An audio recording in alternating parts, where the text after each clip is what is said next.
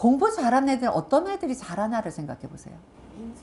인성. 왜 인성이 있어야 공부를 잘하죠? 지금 여러분들이 이렇게 해서 왜 이런 사람이 이런 행동을 하고 왜 그런가에 근본적인 파들어 가면은요, 명리를 조금만 배웠어도 응용력이 엄청 낮아요. 왜? 그럼 인성이 왜 공부 잘해요? 그거 아니야? 인성이니까? 여기서 여러분이 깨우쳐야 될 게 있어. 이게요, 성격이 팔자죠. 그 사람이 공부 잘하면 성격 때문에 공부 잘하는 거예요. 공부 잘하는 애들은 공부 잘할 수 있는 인자가 있어서 공부 잘하는 거예요. 공부 못하는 애들은 공부 잘하는 인자가 없어서 공부 못하는 거예요. 그거 맞아요. 근데 공부 잘한다고 출세하고 성공하는 거 아니에요. 그러니까 여러분들 공부할 때 공부 잘하는 애들은 어떤 인자가 있어야 공부를 잘하나? 근데 왜라는 거에 대한 대답을 할 줄 알아야 돼. 그럼 인성이 공부 잘한다고 얘기한단 말이야. 그 인성이 왜? 식상을. 그러니까 인성이 왜 식상을 극하고 하면 이게 또 머리 돌려야 되잖아. 단순하게 보자고. 인성이 왜? 받아들이는 거고 또 인성의 성격은 어때요? 반듯해서 공부 잘해? 난 그렇게 생각 안 해. 반듯하다고 공부 잘하는 거 아니야. 그렇게 생각하면 절대 안 돼. 공부하고 반듯하고는 상관없어. 인내심. 왜? 인성인이 움직이는 걸 싫어하는 게 인성의 성향이야. 그런데 공부에서 가장 중요한 거는요, 공부는 이게요, 왜 공부한 사람들을 사회에서 인정해 주냐? 참고 인내하고 힘든데도 그 자리를 벗어나지 않아서 공부 잘하는 애들 모범생으로 착각하는 거야. 착각하는 거야.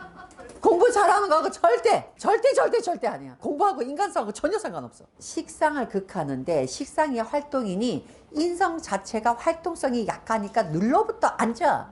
근데 공부는 이렇게 눌러붙어 앉아 있어야 공부를 잘해. 그래서 인성이 필요해. 그래서 인성이 있는 사람들이 거의 공부 잘하는 거야.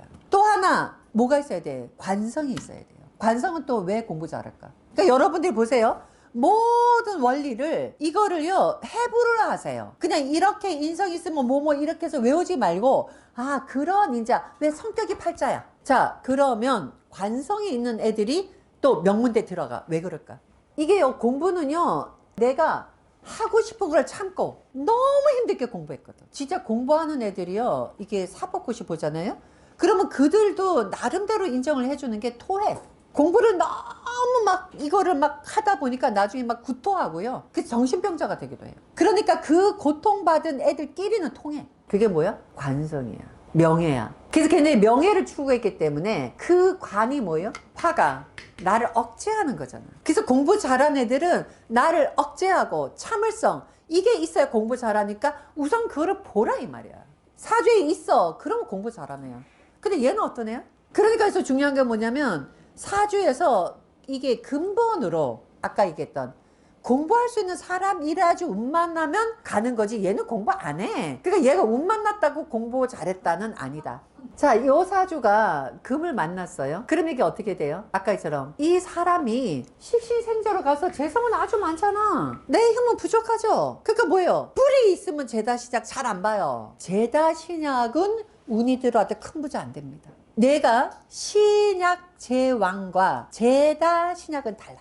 신약 제왕은 운을 만나면 비겁을 그냥 부자 돼요. 왜냐면 내가 몸이 약해서 감당 못했다가 그 다음에 내가 재성을 만나니까 이게 뿌리가 있죠. 그죠? 뿌리가 있는데 내가 힘이 약해. 내가 가져오지 못해. 그러다가 내가 힘이 세어지면 돈을 가져와. 그래서 이거는 신약 제왕은 운 만나면 부자 돼요. 근데 제다 신약은 뭐냐? 아까 말처럼 사주 원국이 너는 재물을 감당할 수 없다는 애가 제다 신약이야. 그래서 제다 신약은 딱 정해져 있어요. 그리고 제다 신약 그렇게 많지 않아요. 근데 우리는 어떻게 하느냐? 사주가 무조건 제가 왕하잖아. 제다 신약에. 정말 잘못 알고 있어요. 제다 신약은 그지 사주야. 돈이 아무리 많아도 내 돈을 내 앞으로 하면 안 돼. 다른 사람이 가지고 있어야 돼. 그래서 제다 신약은 누가 돈 갖고 있어야 돼? 재물에 항복하는 사주죠. 종제가 아니야. 또 제다 신약, 신약 제왕, 종제 달라요. 또 얘기하다 보니까 이리로 가네. 제다 신약, 그 다음에 종제, 그 다음에 신약 제왕 다 달라. 제다 신약은 사주에 제가 많은데 종하지 못해. 차라리 항복할 정도로 약하면 오히려 재물로 굉장히 부자가 돼요. 그래서 종제격은 부자사주야.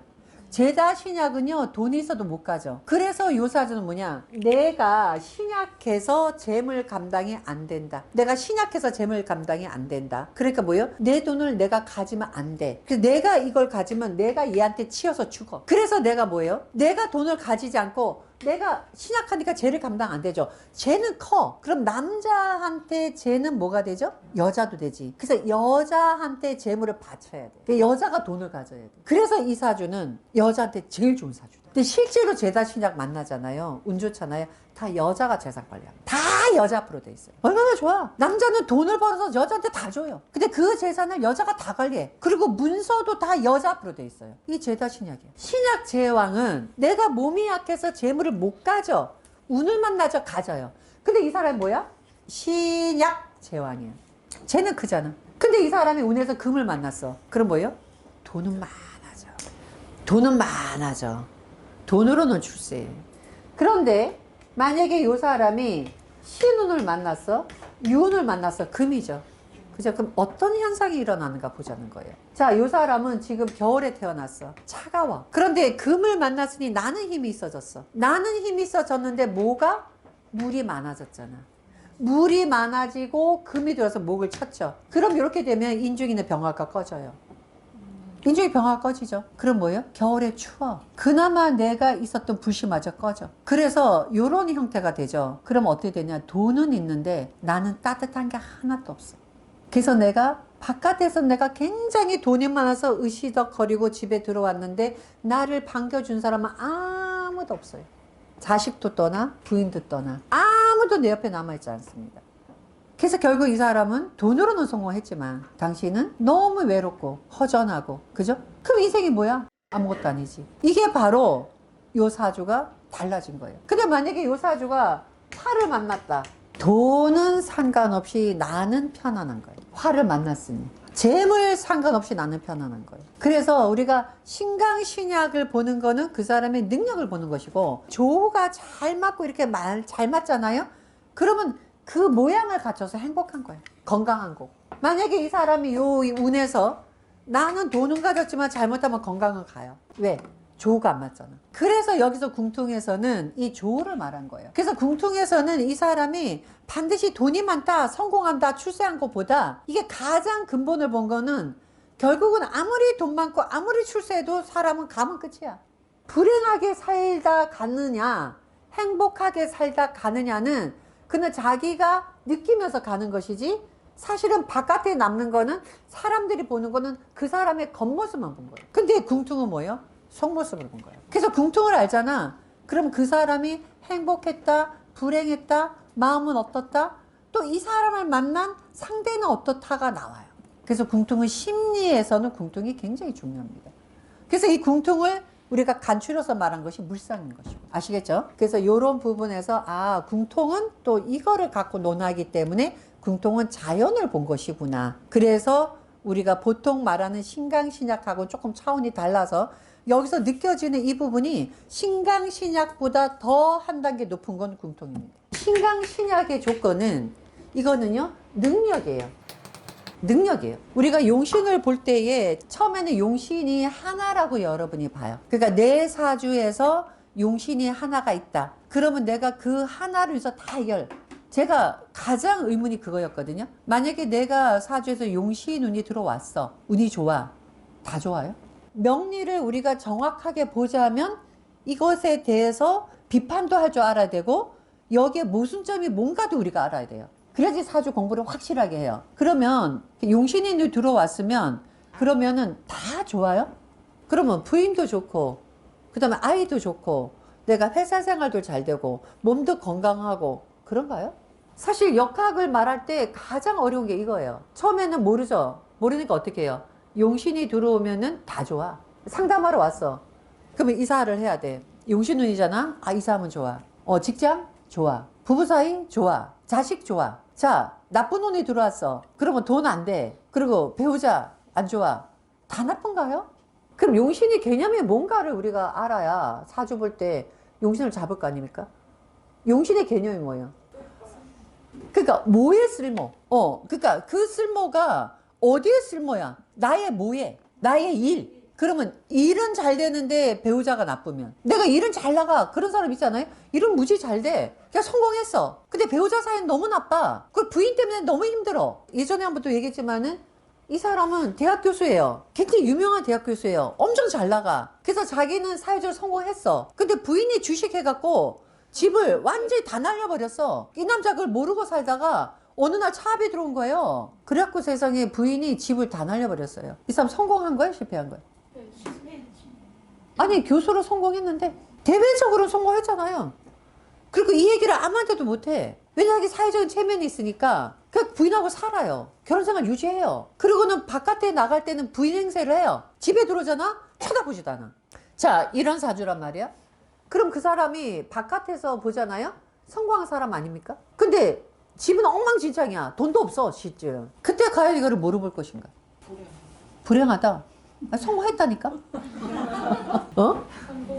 그러니까 그거를 용신을 뭐로 보냐 이거야. 어? 포인트가 바로 그거예요.